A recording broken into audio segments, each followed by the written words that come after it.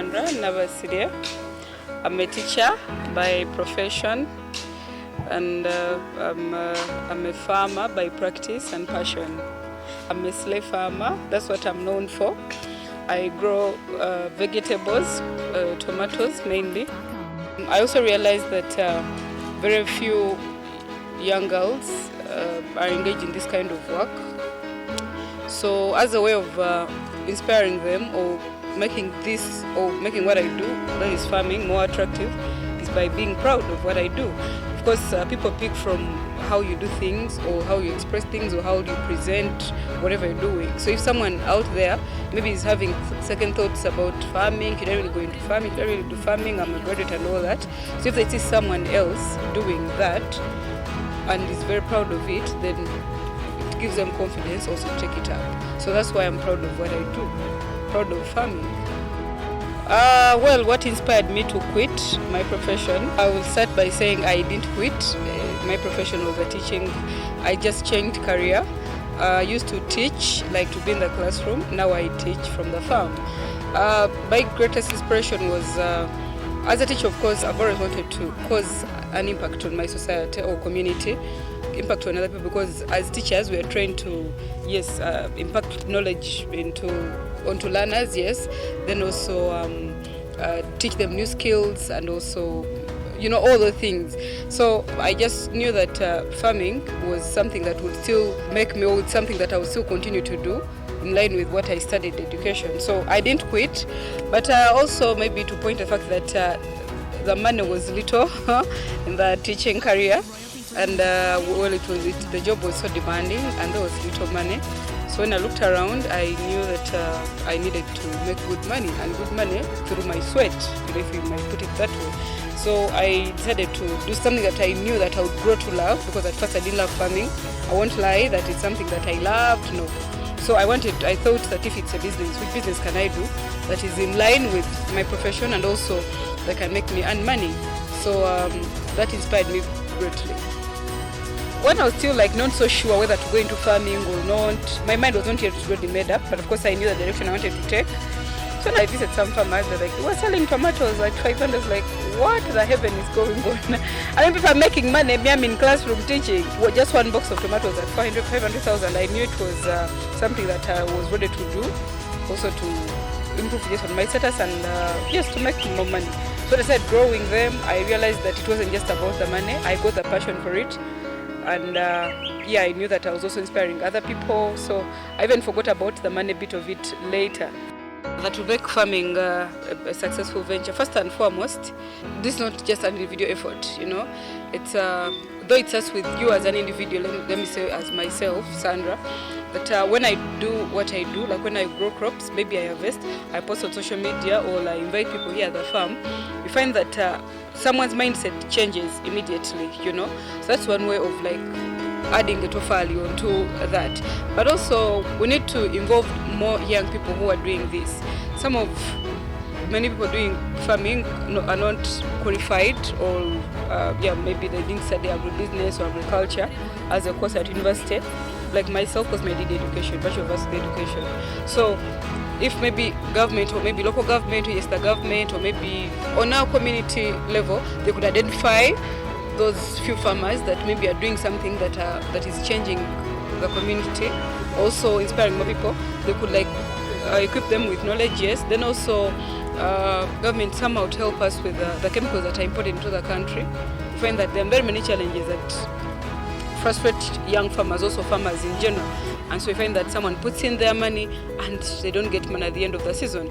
So that is caused by so many factors. One being, yes, the low quality products or inputs. Then also, the low quality inputs. That's number one. Then also, how we have to work and see how to draw with middlemen, because they frustrate farmers so much. You find that someone is going to come to your farm. They buy tomatoes at let's say 200,000 or 100,000.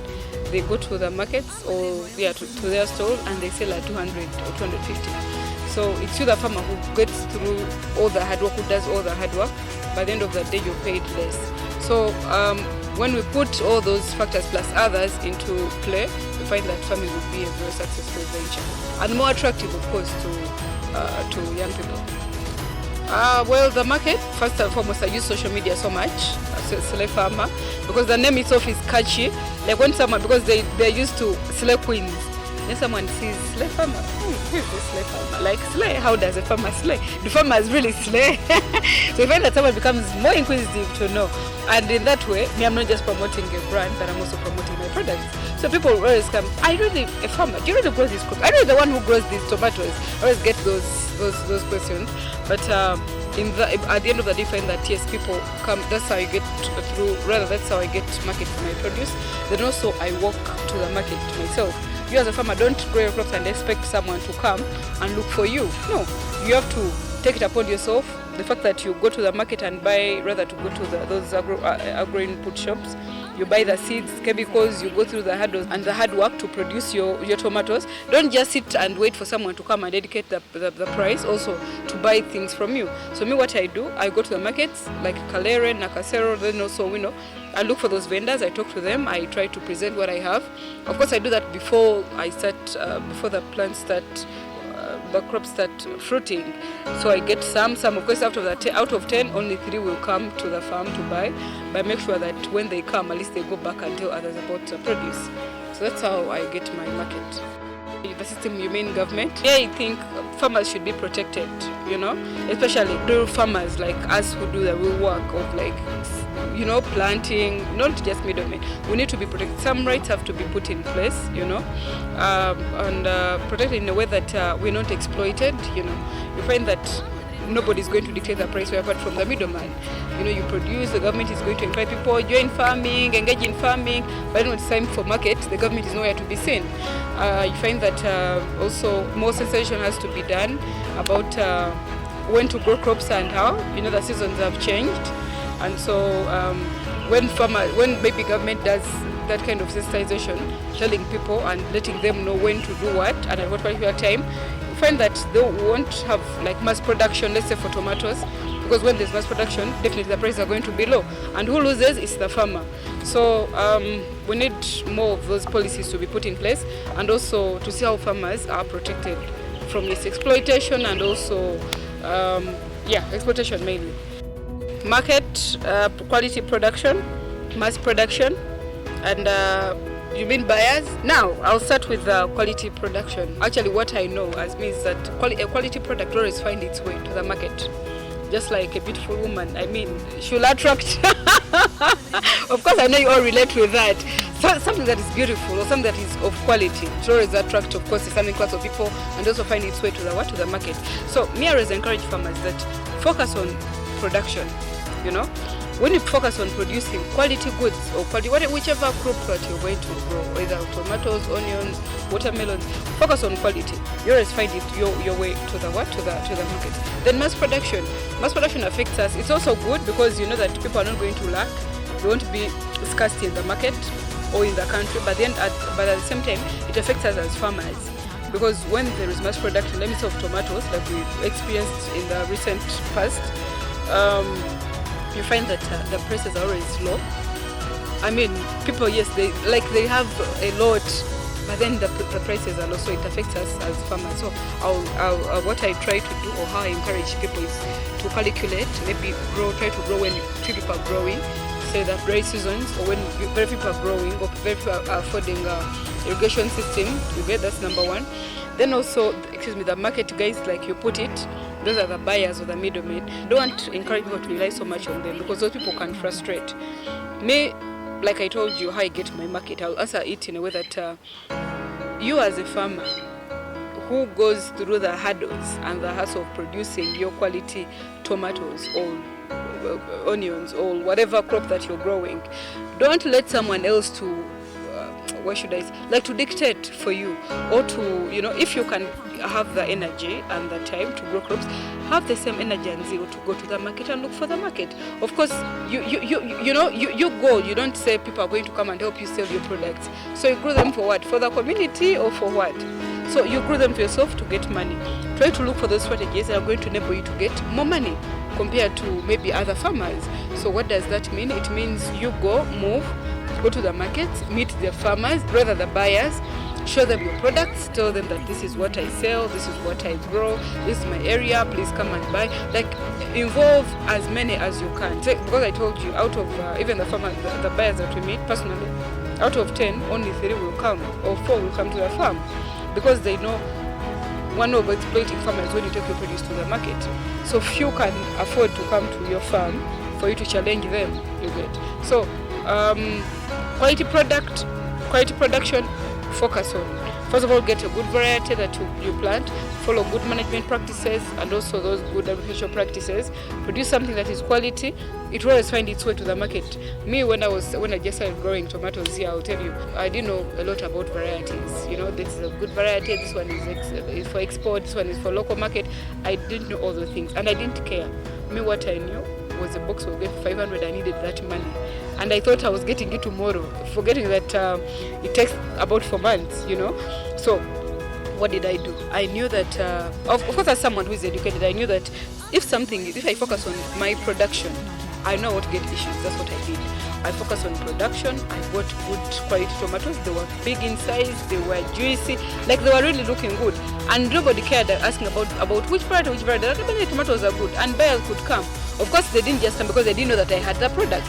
What I had to first go to the market, look for them, then I brought them here. So when they came, like, hey, this is really good, and they started buying. So quality product is very good and very important. As farmers, really embrace that. Oh, teamwork. You can't produce alone. That's number 1. Then number 2, this kind of work requires excellent teamwork, by the way, from the workers who are going to help you put the seeds in the pots, workers who are going to help you cultivate, like the man that you just saw, workers who are going to help you, like it's a whole process. And these guys are the ones who determine what we are going to get at the end of the season. Greatly. Because yes, me I have the knowledge, but you might find that I don't have the energy like they do, you know, you get, and the manpower. So try to involve your team in whatever you're doing, like work as a team, regardless of the difference that you might have, you know, or maybe they are young, or maybe old, maybe different cultures, different, and all that. So try to work together, especially from the farm, just from the garden, that know that because when they are not frustrated, when they are happy with maybe how you're paying them or how you're treating them, they're going to really work hard to see that you get good results. So if you don't treat your workers or your team well, I mean, do you think you're going to get yields at the end of the season? Certainly not. So try to involve them. What I do, I try to show them that this is us. Like we both lose and we both win. So if you don't work, I mean, I also won't get money to pay you. If you work and we sell, we're all going to be happy. So don't impose so many rules on them. Try to be tough and, you know, bossy. No, try to involve them.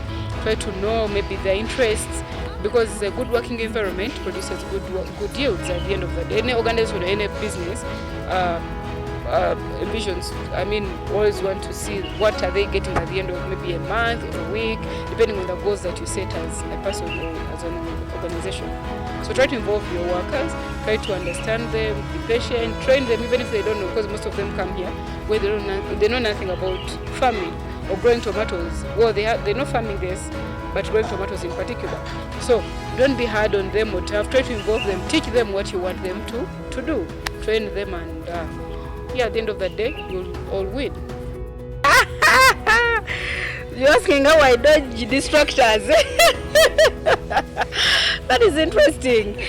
Given the fact that I'm a social media person, I engage so much in social media, I get a lot of attention and also a lot of distractions. But focus calls for focus. Know why you started. Me, I know why I started, and I have come a long way, and some people are looking up to me. So most cases I try to ignore. By the way, by the social media platforms, there are many people who send messages, and I take like 4 months to respond. Others 3 months. Others, you know, I respond. There's another person who said, I think he sent on LinkedIn, and I took a full year. He sent it last year. I think it was around over October, over September. I don't remember exactly. But I saw the message. Of course, I saw it. I ignored. Then he kept on like sending. So in most cases, what I do is that I know that these are just distractors. Well, there are also some good people. I've met so many good people through social media. Those who are serious business people who have helped me to thrive, yes. Then also I've also met bad people. I've not really met very bad, but with no goals, no nothing. So how I try to go about them, how I try to avoid is that I ignore. Unless someone is so passionate, that's when I try to give them attention and see. If it's not business, because I'm not really on social media to make friends. The friends I made years ago, I'm a bit enough now, like close friends. So right now it's either the business associates or maybe partners, business partners, or maybe potential buyers of my produce, or maybe advisors. So that's what I'm looking for when I maybe engage people on social media. So when I see you're not under that category, I really don't give you time, because I have a goal and dreams to chase. So yeah, that's how I try to manage it, and it's helped me a lot. Yes, I would advise anyone and everyone to do farming. Reason being, like, you look at what we've been going through COVID. Like most shops were closed, most businesses were shut down, but we have farms shut down because anything else can wait, but food cannot. Like you can't live without eating, unless of course maybe you're fasting, and of course you can't fast for like 10 days in a row. So I would strongly advise people to engage in farming, because it's one job that well pays, though it calls also for patience, then also knowledge. It's just like any other business. It's not easy to do, but yes, it's very profitable as long as you do everything right, and it pays off. Yes, I would advise people to engage in farming as a lifetime career, because it pays well, although it takes takes a lot, patience, then also knowledge and all that. But at least you know that when everything else has failed, people are still going to eat. Whichever crop you plan to plant, be it maize, of course you also have to be calculative. You need to know which crops or which crops are profitable. You don't just grow for the sake of growing, but at least you know that food is consumed. Then you have to get maybe the strategies, know that when should I plant what, at what season, what's the best time, what's my target market, and all that. When you put all that in play, yeah, you're good to go. At least because it takes time, you're going to be patient for 3 months, because we get our first service usually after 4 months. So it requires someone who's very, very patient. If you're not, try another profession. That's an interesting question. The advice I would give to graduates who undermine farming is that, I don't know, I want to be polite, but at the same time I want to be realistic. I've seen so many graduates, yes, who are saying no employment, the government is not helping us, the system failed us. You can't be lamenting. You get, when things are not working out, don't feel sorry for yourself. We have, even those that may say we don't have land, farming requires a lot of land, you can hire, I've already said this, you can hire land, as long as you have the passion and also you have the zeal to do farming. My advice is, these jobs, yes, we go graduate, but it's very competitive. You will agree with me. Very competitive. You find that someone has been unemployed for like 2 years after graduation. That's the kind of life you want to live. So farming is a very good profession. As long as you do it right, we're trying to make it more attractive for you people out to start engaging in it. And we are getting money at the end of the day. So my advice is embrace farming, because our grandparents and also our fathers were growing crops, coffee, bananas, and they educated us, and they're still probably educating our siblings. So what does that tell you? That farming is one job, yes, or employment that you can rely on 100%, as long as everything is done right. So embrace farming. If you're facing unemployment, take farming as a business. First, get knowledge. You don't have land, don't feel sorry for yourself. I don't think the government is going to come and help you from the comfort of your home. No. So my advice is take up farming. Don't say how will they see me? May have my degree. I graduated. Personally, I also graduated. I'm a teacher, I told you. But if you find me at the farm, getting busy and all that, you wonder whether I studied. But the most important thing is you getting money and getting clean money.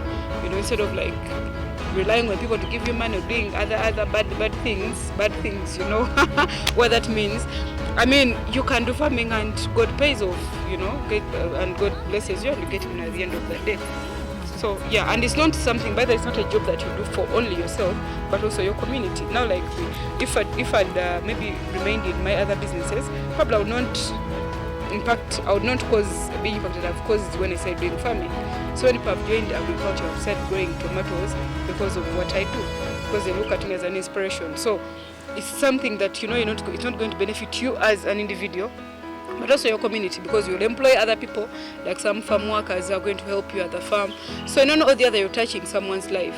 So that's all I have to tell you, and also to encourage you. Even if you don't have the money, start with the little that you have, because they'll tell you, yes, farming, you need about this much money, you need millions and all that. Yes, that's true.